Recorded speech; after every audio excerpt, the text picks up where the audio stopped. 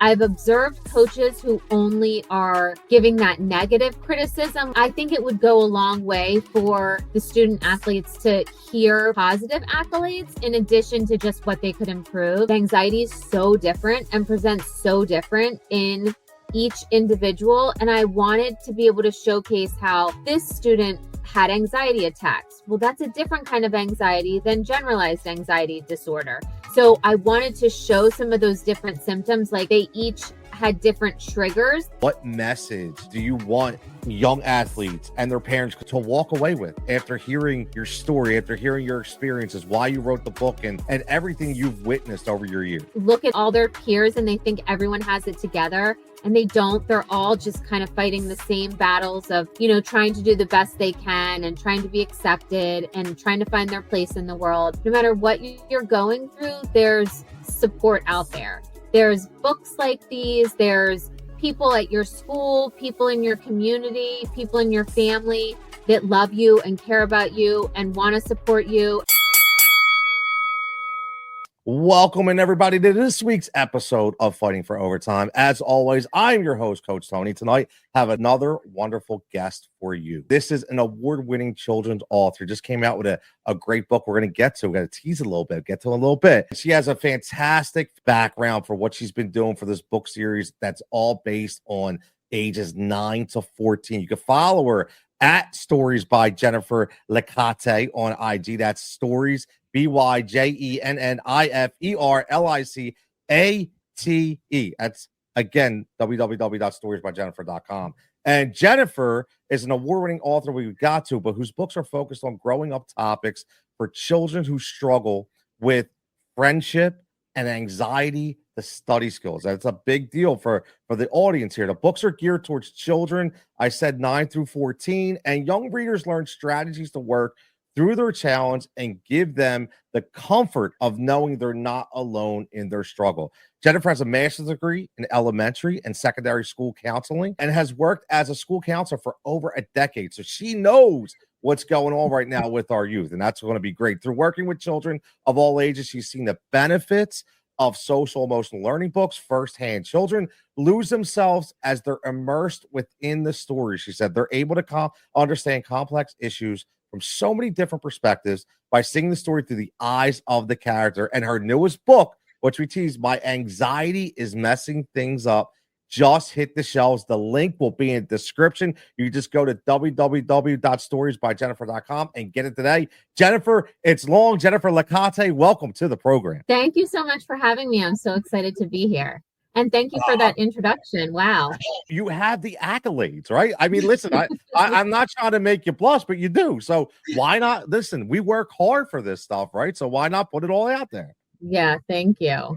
Nah, absolutely. And I, just so the audience knows, I get different emails from time to time from different publishing houses and different publicists. I run my own PR company, but it's nice when you get something that was really thought out, like I got from Jennifer, and it ties directly into what we talk about. Listen, this is Fighting for Overtime. We discuss the anxiety and achievements in youth sports, and that anxiety, Jennifer, is one of the key words to what you're trying to do. And it can really hold children back when they're feeling anxious because it affects so many pieces of being able to play and feeling their best. So it really ties into youth sports so well. It really does. Character in the book, his name is Oscar. And just so everybody knows, he's a perfectionist with an anxiety problem. And one of these quotes, Jennifer, I want to say, it's right from chapter 1, which I loved. It says, "My parents say I'm a perfectionist. That basically means I try to do everything perfectly, which is obviously impossible. We know, right? I'm rarely satisfied with my best, and I'm always pushing myself to do things better." Now, I have to tell you that if that doesn't read in to a young youth sports athlete right now, and for anybody for that matter, but considerably when you're in that 10, 11, 12, you're constantly wanting to be perfect. And this is a great book to show that sometimes you can't be perfect, right?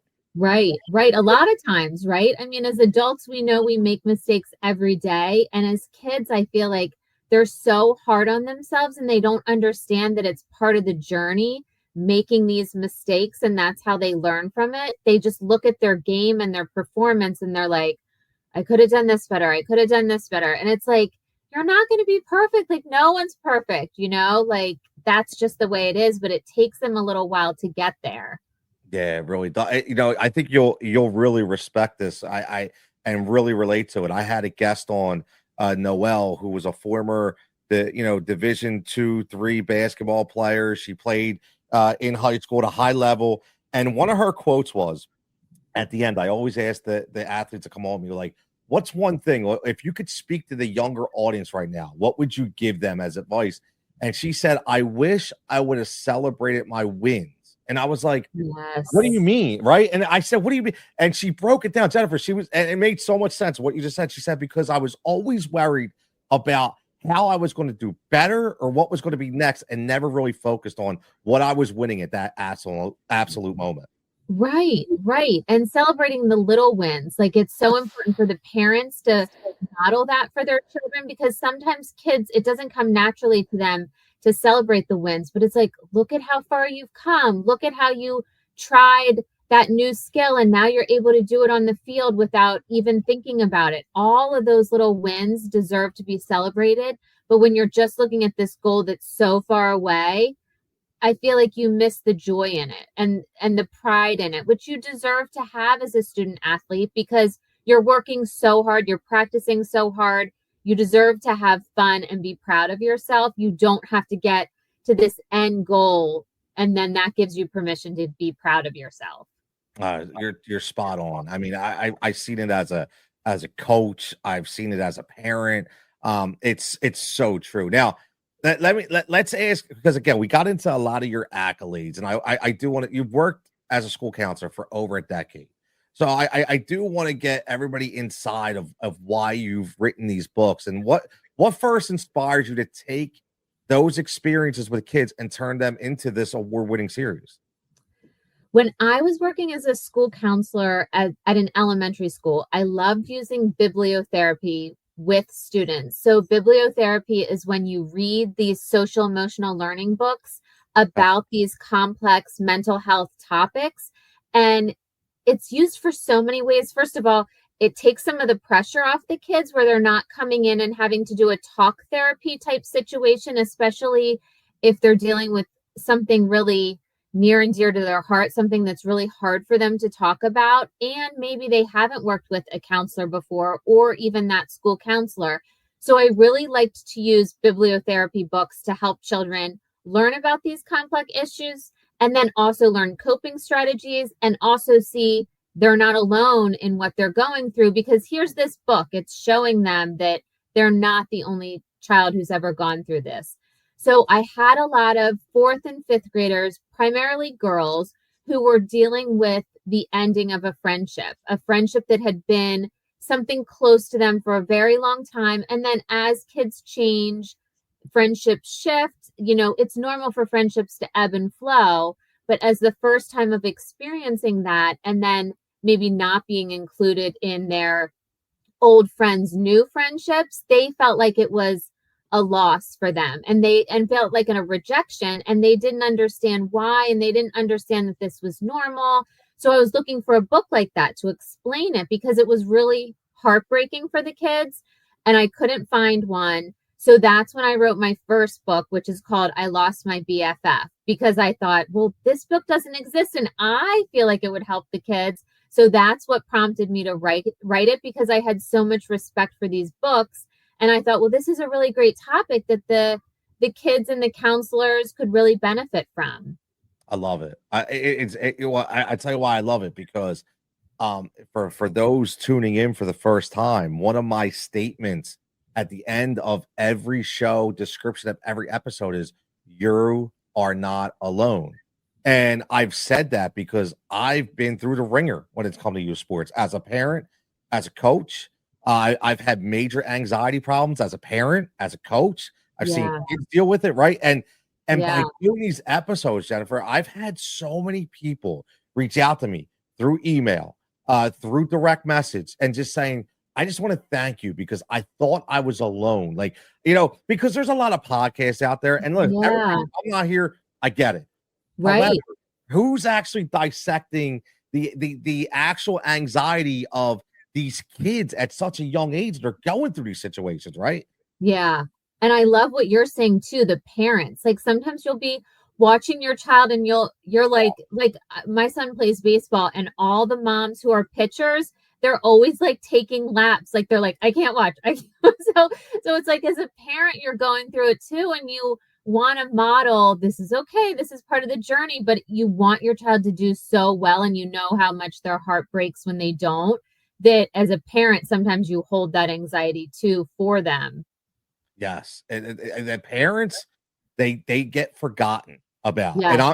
and I'm being honest, like, because, from your everyday, running around and struggles of getting your kid from A to B, and you're feeling the same pain if they're going through tryouts, if they're in Yeah. a big tournament, right? Because then you're gonna feel their anxiety, and if something bad happens, now you're gonna have to foster that as well, right? So Yes. it's tough. They get forgotten about. I really feel that way. Yeah, I agree with that. Yeah, it's like we're just driving them, but we're also their cheerleaders and their counselor afterwards. And so yeah, the parents do play a really big role in all this. Now, in your book, Oscar is a student athlete who feels pressure to be perfect in everything, school, sports, and in music. How closely would you say does that mirror the kinds of pressure, you've seen over the years, real pressure in these kids' faces? Yes. I mean, he's a true perfectionist in that he wants to do well in everything. I don't feel like every child is like that. Some children just kind of channel it into one area. Maybe they channel it into sports, or they channel it into academics, or they channel it into music. I had him want to be perfect in everything, which some children are truly like. They excel at everything and they just expect that from themselves. But every child's different. Some just put that pressure on themselves in sports. Speaking of sports, many athletes, especially in the middle school, especially between that 9 to 14, which your books are geared towards that age, they struggle with balancing Yeah. sports, right? Academics, Yes. social life. So, what would you say are some signs that you've seen, or that parents or coaches look for, that anxiety may be interfering with the child's well-being? So the first sign I would tell parents to look for is parents know their child the best. They know their history, they know their disposition, the things they like to do. If you see a change in your child and your child has always loved going to soccer practice and now all of a sudden they don't want to go, they're like complaining about it. I feel like that's a really big sign. Like it's important to check in with your child and say, it's been a week and a half and every time it's time to go to soccer, you're really complaining and really like not wanting to go. What's been happening? Has something been happening with the coach? Has something been happening with playing time? Has something been happening with the other kids? Like I would ask that of your child to see. That would be one sign that I would really just have a conversation with your child and learn what's going on. It could be not anxiety. It could be that they're just tired or it's the start of the school year or something like that. But I think that that's a really good time to check in with your child. The other thing I would tell parents to look for is physical symptoms that sometimes go unnoticed. If your child is complaining of headaches or stomach aches or having, digestion issues, any of those type of things, if there's not a medical reason for it, I would ask your child and I would look for patterns. Is it before games? Is it before a big test? When are these headaches or stomach aches existing? So that's another sign that I think parents and teachers, coaches can look out for. The other thing is irritability and being distracted. That's another sign of anxiety because when you're in your head, sometimes you're not able to attend to what's going on. And sometimes when someone asks something of you, it feels like just one more thing. And the child's like, I don't know, like it just feels overwhelming for them. And it can look like irritability, but it might be anxiety. So those would be the big things that I would tell parents and coaches to talk to the child about if they're noticing those symptoms. I could be honest with you. I can tell firsthand. I'm a pretty transparent person. That number two, when you talked about the digestive issues and things that I dealt with that myself as a coach. Like Right. I felt it, like, and I knew I went to my doctors, like, there's nothing medically wrong. No, it's like, I think you have anxiety. I was like, really? Are you Yeah. sure? Yeah. And I mean, I went through the ringer, man, therapy. I was on antidepressants for a little bit. I mean, I'm saying that because it really it impacted me. Like, Yes. and what you're saying is spot on. I can definitely relate to it for sure.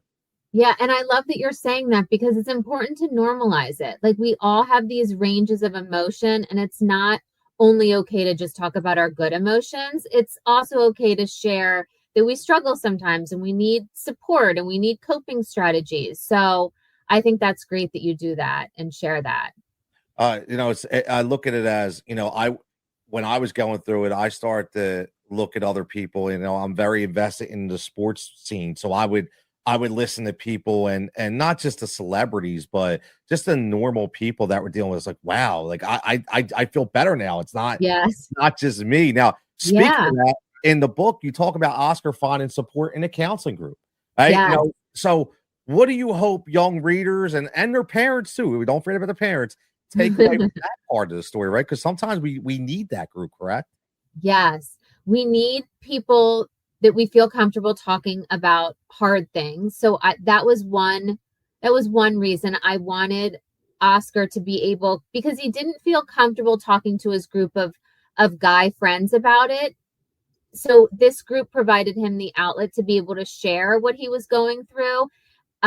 So that was one reason I wanted him to be able to have the support of friends, also to know he's not alone, like you said earlier. That's very important. And then I also wanted the young readers and the parents to learn that anxiety is so different and presents so different in each individual. And I wanted to be able to showcase how this student had anxiety attacks. Well, that's a different kind of anxiety than generalized anxiety disorder. So I wanted to show some of those different symptoms, like they each had different triggers that caused the anxiety too. So I had one student that had anxiety with big tests, one student that was nervous about something bad happening to their family members, just fearful of something bad happening to them. So I wanted the young readers and the parents to know that just because it doesn't present exactly as maybe Oscar presents, that doesn't mean it's not anxiety.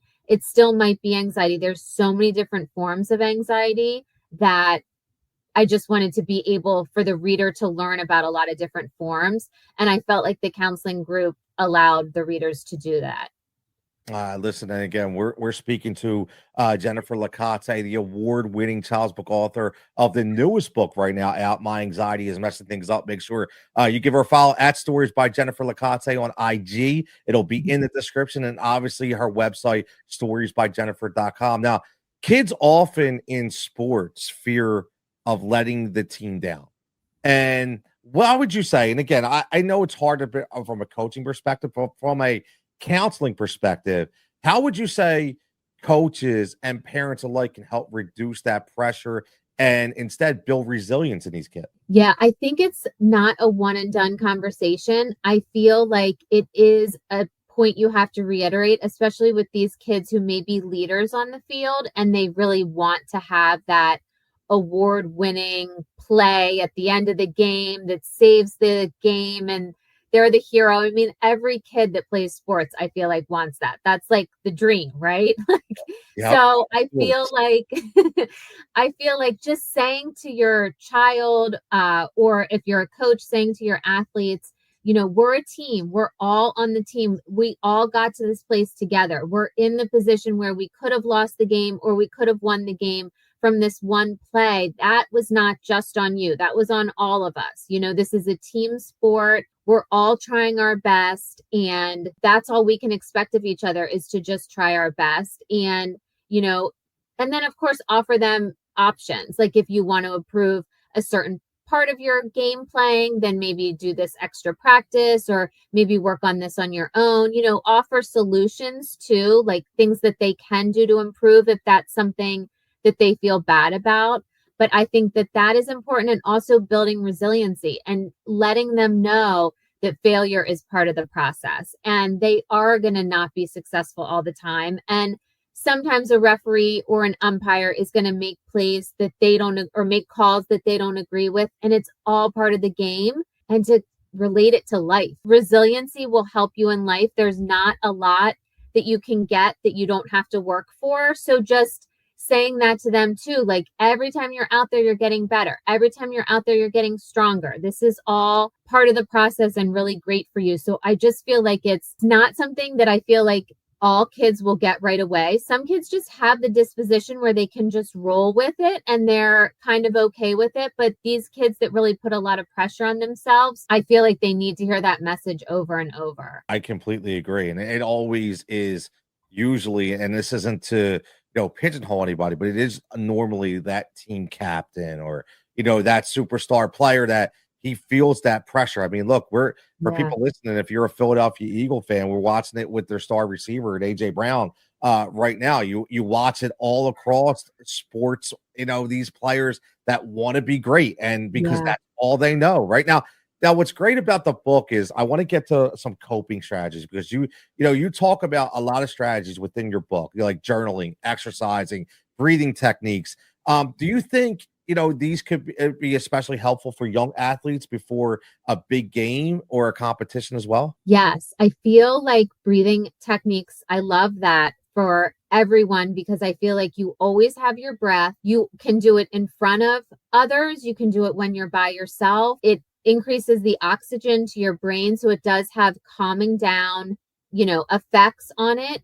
And I feel like it's important to give children and people learning about breathing techniques some tools like that you have to do. So I always used to teach children to do the 5-finger breathing technique. Like you breathe up 1 and then you hold it and then you breathe down. So, and then you're making sure the child does 5 deep breaths. And if that doesn't work, just continue it again, instead of children thinking, oh, well, this didn't work. Like I did it real quick and it didn't work. And it does take a little while to learn some of these coping strategies. So I like the deep breaths for children, for adults. I feel like anyone can benefit from breath work to calm their body down. I feel like exercise lends itself so well to athletes, because hopefully they're doing exercise every day to keep their anxiety at a good base level. So that's one way that they can reduce their anxiety. And then also, it's so acceptable for athletes to do a quick little athletic spurt right before a game. It would look a little off if they did it before a test, but if they're doing that before a game, that's a good way to get some of that adrenaline and tension out of their body so that they can kind of relax their body before going into the game. And they can do the breath work during the game. If they start to feel nervous and the game's getting really close, they can do those strategies again, or the quick exercise bursts too. That's a great point. I mean, I hope everybody listening to that, because I obviously we always hear about before the game and after the game, but nobody talks about in game, right? Yes. Like, right. So it's a big point of emphasis. I want people to really understand, because I've been campaigning a lot for that. I feel like coaches should have mental health training. Yes, And that would be great. right. I mean, because I know what I dealt with when I was a coach. Now, I've been out of the coach game for probably about 3-4 years now, but I coached for 20 years, and I've seen it from girls to boys, man. I mean, there's a different set of scenarios. And nowadays, with how much exposure they have to everything, I really feel like they should have mental health training. And speaking on that, how would you say coaches can foster an environment that balances competitiveness with the mental health support, so hopefully they don't get this anxiety? Yes. I think a big piece that coaches can do is cheer for their players when they do things well and also when they don't. I've observed coaches who only are giving that negative criticism, like, oh, you could have done this, or, make sure you keep your eye on the ball, or whatever the situation is. I think it would go a long way for the student athletes to hear positive accolades in addition to just what they could improve. So I think that's something that coaches should challenge themselves to do. I'm sure it's easy as a coach to kind of just watch and observe. And if things are going well, there's not really too much to say. And then, when emotions get high, when things don't go well, sometimes things come out. But I think that would really be helpful for coaches and for their athletes to hear.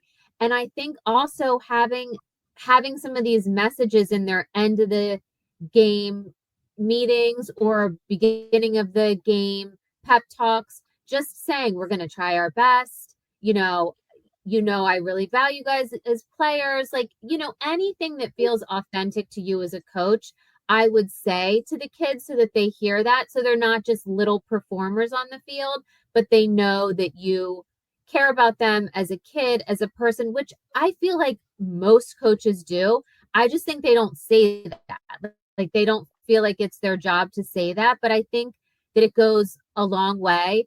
When I just a silly story from when I played sports in high school, I played field hockey and soccer, and one of my coaches did that strategy of, you guys suck, let's go, what are you doing? But we were girls, and so we were like, well, if we suck, we're that's fine, then we might as well suck. And he was like, what is happening with you guys? And Yep. it's like, you have to know how to motivate the players and you have to know your audience. So it's like, it really does matter how the coaches talk to the players because it affects their confidence. And there are a certain number of kids, and it's not necessarily right, but there's a certain number of kids that will perform better when they feel like their teachers like them or their coaches like them. So that is part of the game, I want to say, but also like part of like what you should want to do working with kids also. I Find the good in them and support that. I agree. And I was at fault for that for years. It took me, I was the yeller, I was the screamer, right? And I always said, it came from a good place. Yes. However, if I had to learn how to explain that, right? I knew it was coming from a good place, but the kids didn't always know that, right? Right. So I had to learn myself to be like, okay, I'm yelling at you in between the entire game. After the game, no, we have to have a conversation. This is why I was doing it, but this is what you did well. Like it can't all be negative, right? I mean, that's right. that's such a huge point with me because I remember those days so well, man. So well. Oh my God. It's like it was yesterday. Now from your counseling work, what would you say you've learned about how real life stories and shared experiences shape the way these kids handle their challenges growing up? I think that just having supportive, I mean, some of it is disposition. Like I said, some kids are just very wired to see the good in everything and will just always keep trying. I feel like it's really helpful also for children to have a supportive adult in their corner, someone that celebrates the wins with them, someone that's really supportive of them, someone that offers a listening ear. I feel like that really shapes children's experiences. And I feel like also listening to your child. Like I had an experience as a high school counselor where I had a boy in high school who got hurt and wasn't able to play anymore. And he was relieved. He was like, I'm just kind of glad for a break.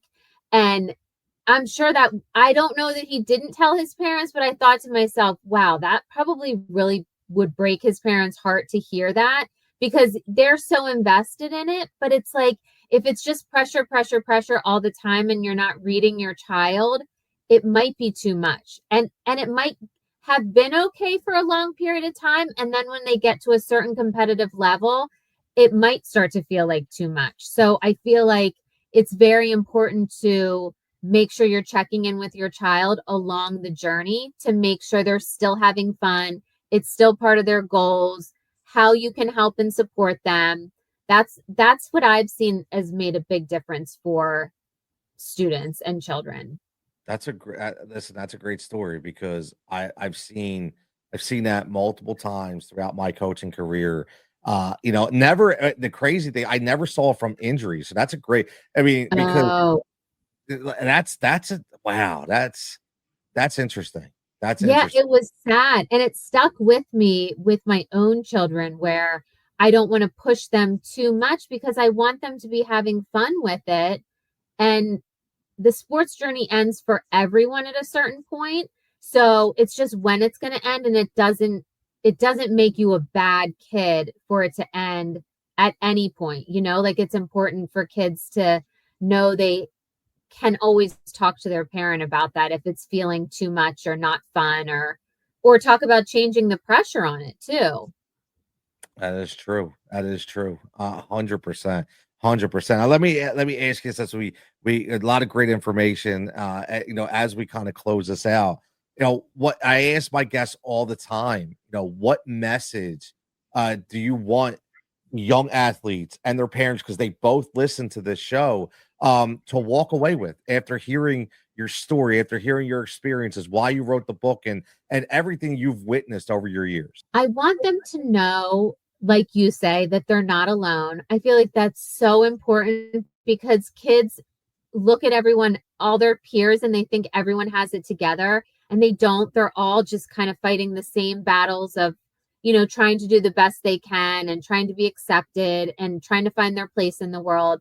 So that's one thing, is not feeling alone. And then the other thing is, no matter what you're going through, there's support out there. There's books like these, there's people at your school, people in your community, people in your family that love you and care about you and want to support you. And there's also coping skills that can help you feel better.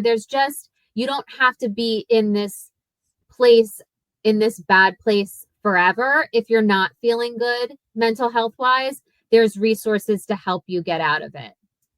You are not alone. It's such a powerful statement. It is.